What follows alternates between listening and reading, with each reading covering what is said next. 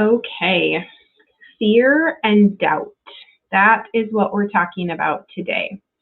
So, how often do you face your fears? And you might be thinking that fear is keeping you safe and healthy. And while this can be true, often fear holds us back from so much that is actually good for us. This is where doubt comes into play. We often fear what we don't know. And you've heard me talk about that whole thing about the brain liking what's comfortable, trying to keep us safe.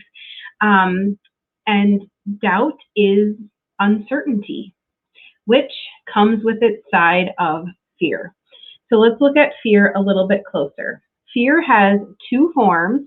There's healthy and there's unhealthy. Healthy fear keeps us safe. It protects us from potentially dangerous activities, right?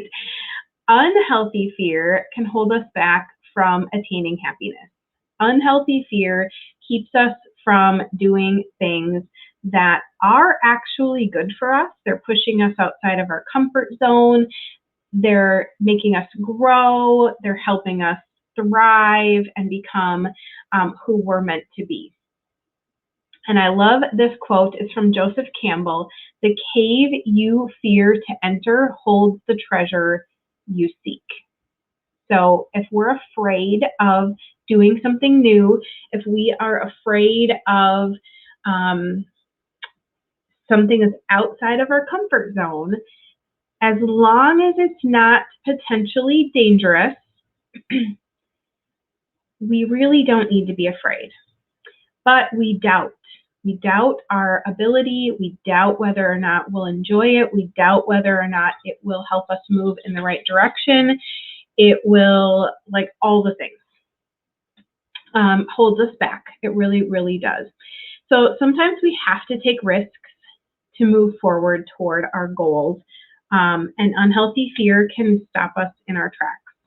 So not facing our fears keeps us stuck, robs us of happiness, increases anxiety, and lowers our capacity to be positive. So if you or someone you know live in that place of fear, what if XYZ happens? Worst case scenario, always going to that. I don't like doing new things. I'm too scared to. What if something bad happens? Like all of those things. Keeping us stuck. It's holding us back. Negative past experiences and being uncomfortable with the unknown can create these unhealthy fears that make us always go to that worst case scenario. They always make us think about what could go wrong.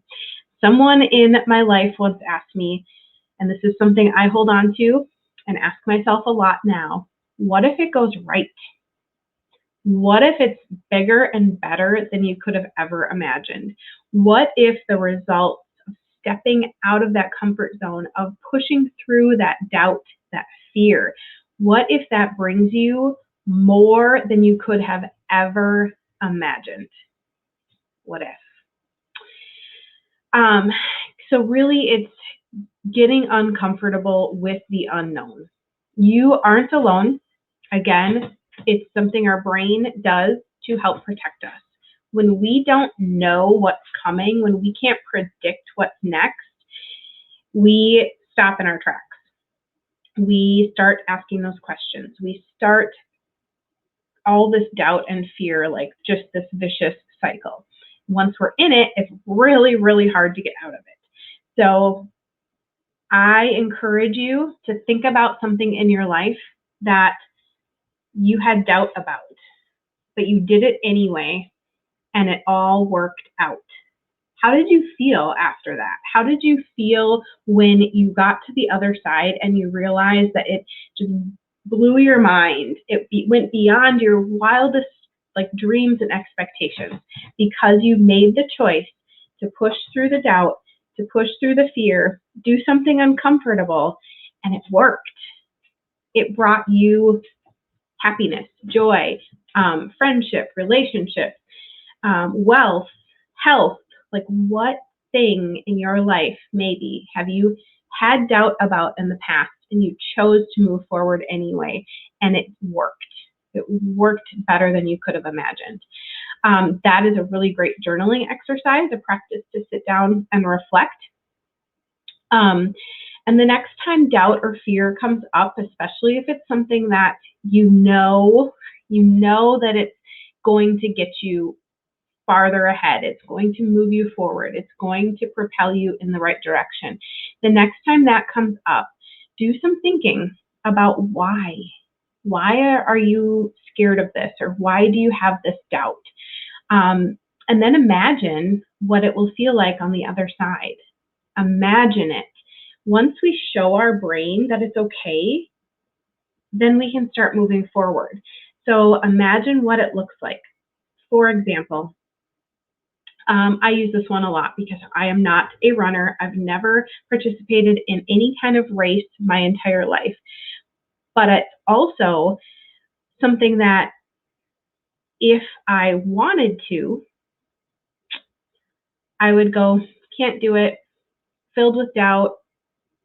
You aren't strong enough. You aren't healthy enough. You'll never make it to the end. You'll come in last place. My head is already full of these doubts. But what if I envision myself finishing it, and I envision myself with that success and that joy and that accomplishment, that feeling that I did it? When I start training, my brain is going to go, okay, I'm with you. We aren't going to question this. We aren't going to doubt, and we aren't going to be full of fear. And we're going to do uncomfortable things because we want to get to that feeling of success, that feeling of accomplishment that's waiting for us at the end. So that is my tidbit for you today on being uncomfortable, pushing through that doubt and that fear and moving forward anyway. If this resonated with you, if this is something you want to work on, if this is something you'd like to chat about, please reach out. I am here.